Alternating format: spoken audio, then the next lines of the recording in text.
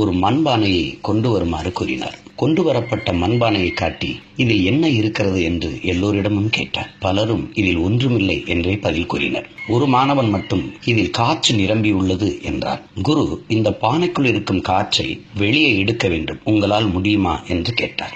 எல்லோரும் அமைதியாக இருந்தபோது அந்த மாணவன் மட்டும் என்னால் முடியும் என்று கூறி பானை முழுவதையும் தண்ணீரால் நிரப்பினான். இதுவே என் பதில் என்று சென் துறவி கூறினார். சீடர்களுக்கு ஒன்றுமே புரியவில்லை. துறவி சீடர்களை நோக்கி, நம் மனது இந்த பானையை போன்றது. உள்ளே இருக்கும் காற்றை எப்படி நம் கண்ணால் காண முடியாதோ அதுபோலவே மனதிற்குள் இருக்கும் தீமை எவர் கண்களுக்கும் தெரியாது. நம் மனதிற்குள் இருக்கும் தீமைகளை வெளியே கொண்டு வர சுலபமான வழி பானையை தண்ணீரால் நிரப்பியது போல் மனதிற்குள் நல்ல மற்றும் நேர்மறை எண்ணங்களை நிரப்ப வேண்டும்.